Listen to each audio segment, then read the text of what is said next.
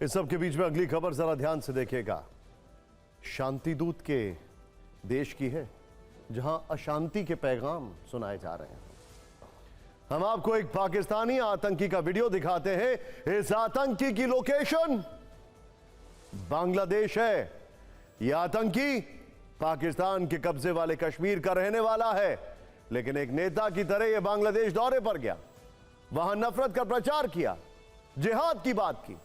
ऐसा लग रहा है कि हाफिज और मसूद से उसे यह कॉन्ट्रैक्ट मिला है कि जाओ बांग्लादेश का ब्रेन वॉश करो, जाओ बांग्लादेश को पाकिस्तान जैसा बना दो, जाओ बांग्लादेश के युवाओं के दिमाग में कूट कूट कर कट्टरपन भर दो।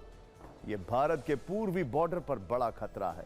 बांग्लादेश में बड़ी साजिश हो रही है और इसका डायरेक्टर, स्क्रिप्ट राइटर पाकिस्तान है, लेकिन स्क्रीन प्ले मोहम्मद यूनुस लिख रहे हैं। ऐसा क्यों कहा जा रहा है, इसका वीडियो सबूत हम आपको दिखा रहे हैं। लगभग 120 सेकंड के इस वीडियो में पाकिस्तानी आतंकी का मिशन बांग्लादेश छिपा हुआ है। नेता की तरह रैली करने वाले, भाषण देने वाले इस आतंकी का नाम मजहर सईद शाह है, जो पीओके में नेता भी रह चुका है। अब वो बांग्लादेश में जिहाद के नाम पर कट्टरता का लेसन दे रहा है। सही मायने में यह बांग्लादेश का हाई वोल्टेज जिहाद है। पाकिस्तान के ये आतंकी बांग्लादेश को 100% अपने कब्जे में करना चाहते हैं। इसके बाद बांग्लादेश में वही होगा जो पाकिस्तान में हो रहा है।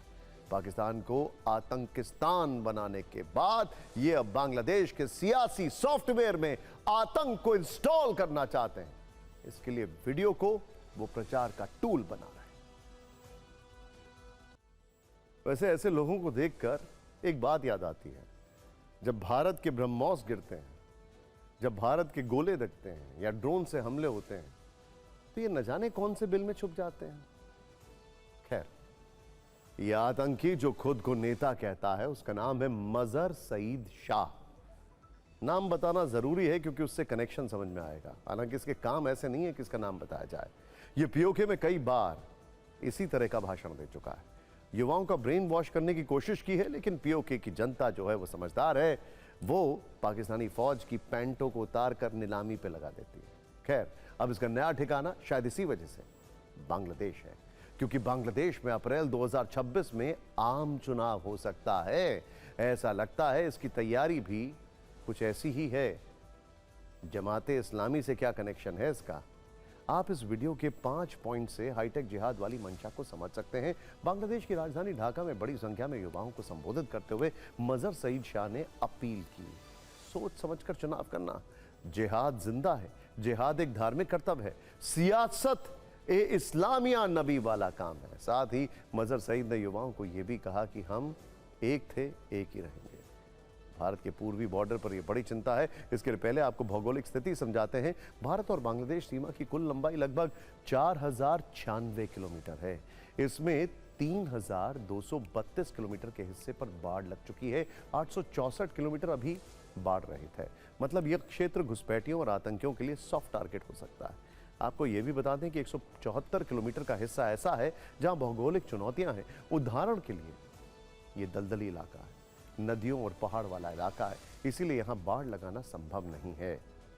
बाकी इलाके में बाढ़ लगाने की प्रक्रिया चल रही है। यह जानकारी भारत सरकार के गृह मंत्रालय ने फरवरी 2025 में दी थी। सोचकर देखिए, बांग्लादेश में इस हाई वोल्टेज जिहाद वाली साजिश सफल हुई तो भारत के लिए कितना बड़ा खतरा होगा। इस तरह के खुले बॉर्डर पर आतंकी आ गए तो क्या होगा। आपकी जानकारी के लिए, ऑपरेशन सिंदूर के दौरान बांग्लादेश बॉर्डर पर काफी मूवमेंट था, लेकिन हमारे ड्रोन और फौजी वहां पर अलर्ट थे।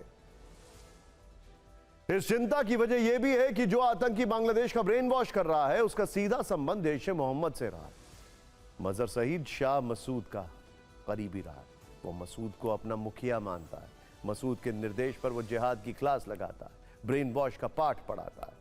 मजहर सईद शाह के जैश कनेक्शन को डिकोड करने वाला वीडियो भी हमारे पास है, जो वायरल हो रहा है। यह आतंकियों के जनाजे की तस्वीर है, जिसमें मजहर सईद शाह फ्यूनरल को लीड कर रहा है, मारे गए आतंकियों को सम्मान दे रहा है। यह मुजफ्फराबाद का वीडियो है, जहां आतंकी कैंप में आतंकियों के जनाजे में मजहर सईद शाह शामिल है। बांग्लादेश में कट्टरता की कहानी सिर्फ एक आतंकी, एक वीडियो, एक भाषण तक सीमित नहीं है। खबर है कि मोहम्मद यूनुस की सरकार बांग्लादेश में जमातियों और जिहादियों पर न सिर्फ रहम कर रही है बल्कि छूट भी दे रही है। इसमें दो संगठनों का नाम मुख्य रूप से आ रहा है। एक है जमात इस्लामी, जिसका प्रमुख शफीकुर रहमान है। ये संगठन कट्टरता के लिए कुख्यात है। दूसरा है बीएनपी यानी बांग्लादेश नेशनलिस्ट पार्टी, जिसकी कमान इस वक्त खालिदा जिया के हाथों में है। रिपोर्ट के अनुसार बांग्लादेश की सत्ता में कट्टरपंथियों और आतंकियों का प्रभाव बढ़ा है जब से शेख हसीना को सजाए मौत दी गई है। कट्टरपंथियों को जिहाद फैलाने का लाइसेंस मिल गया है। यह भी कहा जा रहा है कि बांग्लादेश में आम चुनाव से पहले बीएनपी को सत्ता में लाने की तैयारी है। खबर यह भी है कि कट्टरपंथी जमात इस्लामी को खुली छूट दी गई है। दावा है कि बांग्लादेश में मीडिया हाउस, न्यायपालिका और जांच एजेंसियों पर जमात इस्लामी का कब्जा हो रहा है। चिंता की बात यह है कि भारत के लिए पूर्व में दूसरा पाकिस्तान बन रहा है। इंटरेस्टिंग बात क्या है, बांग्लादेश की अगर बात की जाए तो बांग्लादेश में सोचिए, शेख हसीना के समय पर बिजनेस कॉन्फ्रेंसेस और बिजनेस कॉन्क्लेव्स होते थे और अब कट्टरपंथी क्लास ले रहे हैं।